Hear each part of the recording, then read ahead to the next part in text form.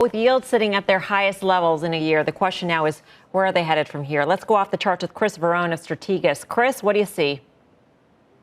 Well, I think what Tim talks about and Steve and BK is very true with bond yields. How do bond yields move?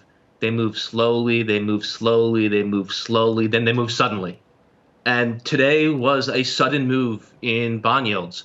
I want to show you a couple charts that I think give us some idea of where they may be going, and more importantly, tell us what we can do in the equity market as they get there.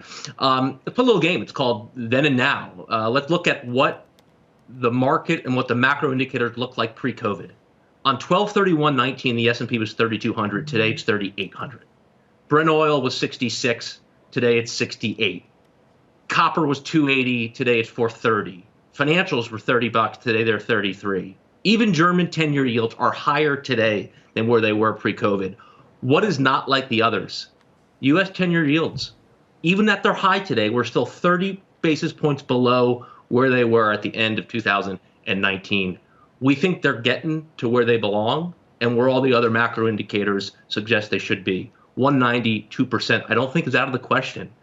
If we go to the second chart, what really gets us there, we've been really queuing off the last several months this ratio between copper and gold. Industrial metals versus precious metals tends to lead bond yields.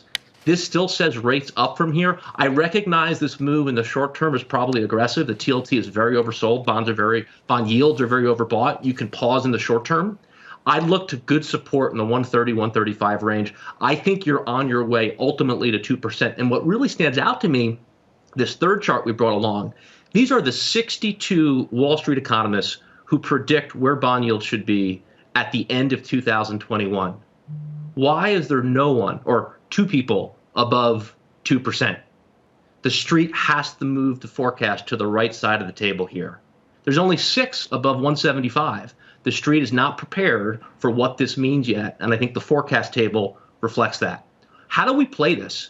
Well, I think what's interesting is as all this is going on, there's a couple groups and a couple stocks that are breaking out. We know how good the brokers have been. I want to show you Goldman Sachs. This is Goldman Sachs over the last 15 or 16 years. The stock's been dead money since 2005, 2006.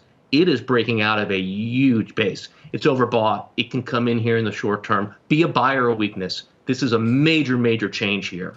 I also think the improvement in the life insurance stocks is notable. I brought along MetLife, ticker MET, another stock that has essentially been dead money for the better part of the last 15 or 16 years. This one has started to wake up as bond yields have gone higher.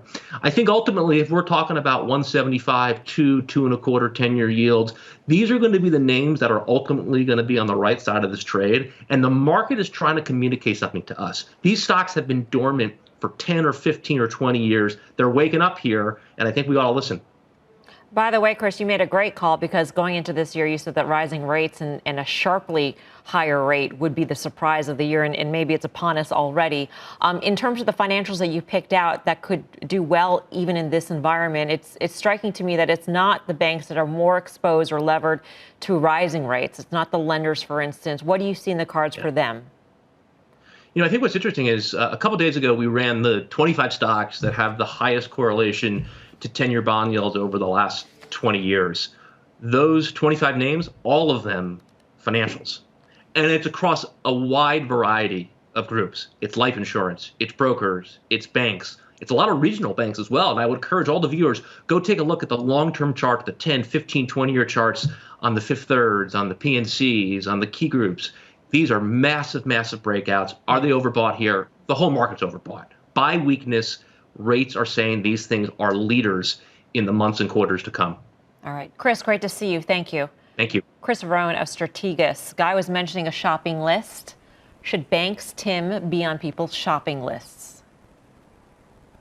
Yeah, they have. And we talked about how today wasn't a day to get the response, and some of the chaos is part of it and the volatility. But I still think net interest margins for banks are a big part of what people are buying or selling, on either side of that. So therefore, it's getting better for banks. And there's no question. Certain parts of the curve today actually flattened. But if you look at overall where we are in terms of the slope of the yield curve, it's very bank friendly. Again, I just get back to the fact that banks are now in a position to have more freedom, or at least less regulatory targets on their back in terms of what they do with capital and some of the limitations that were there, buybacks, dividends. And I think ultimately you have a case where banks didn't come into this run particularly expensive. In fact, on a relative basis, very, very cheap, not only just to the S&P, of which banks can be, but to themselves and to this part of the cycle, especially as we are reaccelerating. Look, the good news here is that this is good news.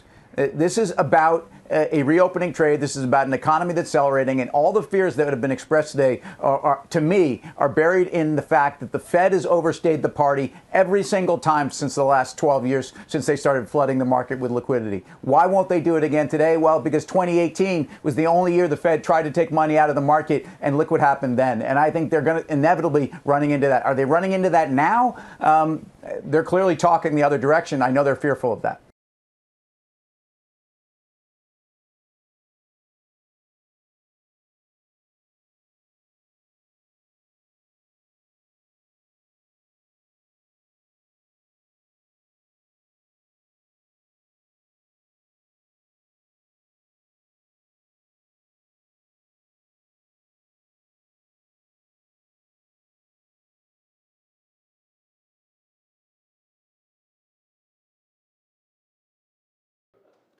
Shepard Smith here. Thanks for watching CNBC on YouTube.